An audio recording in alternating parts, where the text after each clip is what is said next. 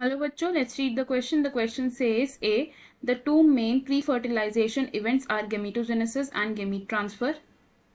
B. Haploid organisms multiply by meiotic cell division only. C. Meiocytes are product of gametes. D.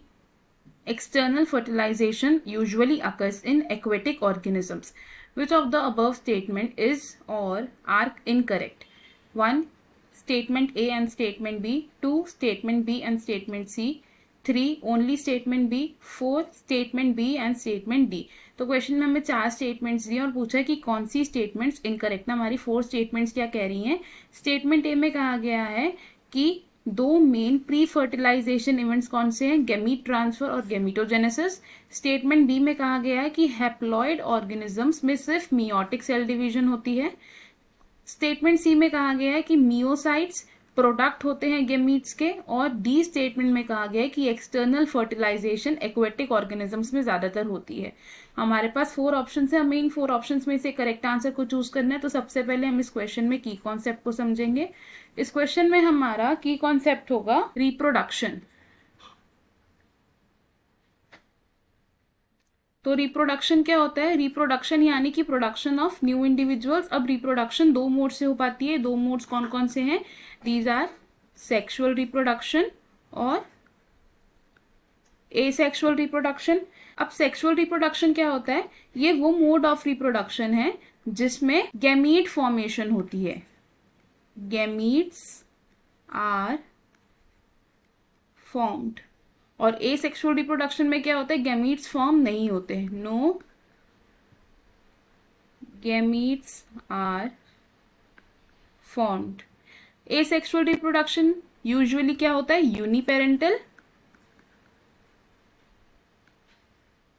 अगर हम बात करें sexual mode of reproduction की, sexual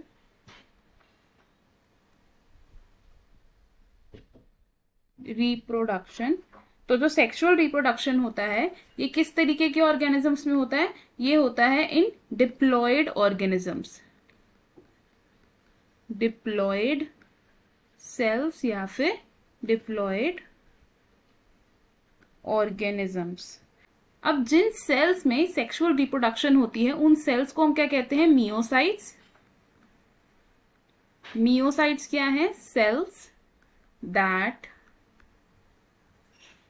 undergo meiosis. और इन sales में जब मियोसिस होती है तो उसका रिजल्ट क्या होता है, यानी कि जो प्रोडक्ट होता है वो क्या है, गैमीट्स. Product is gametes. अब सेक्सुअल रिप्रोडक्शन एक ऐसा मोड ऑफ रिप्रोडक्शन है जिसमें फर्टिलाइजेशन होती है. Fertilisation occurs. फर्टिलाइजेशन क्या होता है, फ्यूजन होता है between male and female gamete. Female gamete. अब फर्टिलाइजेशन होने से पहले कुछ इवेंट्स होते हैं और वो इवेंट्स क्या क्या होते हैं, गैमेटोजेनेसिस एंड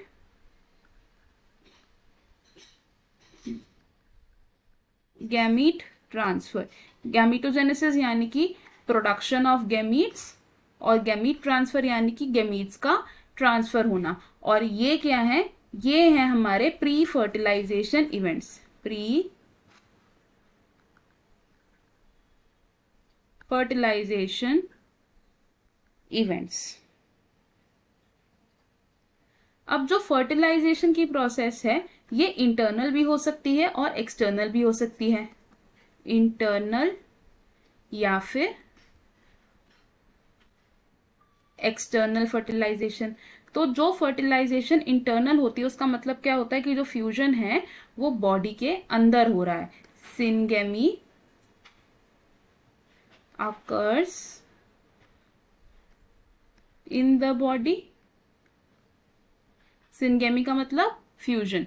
एक्सटर्नल फर्टिलाइजेशन का मतलब क्या है कि जो सिनगेमी है वो बॉडी के बाहर हो रही है. सिनगेमी अकर्स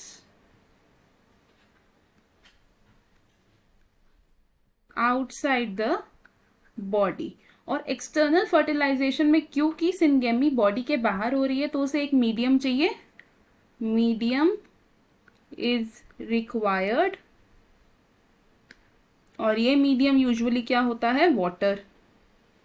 अब क्योंकि वाटर एक मीडियम है फर्टिलाइजेशन का, तो जो एक्सटर्नल फर्टिलाइजेशन होती है वो यूजुअली एक्वेटिक ऑर्गेनिजम्स में होती है।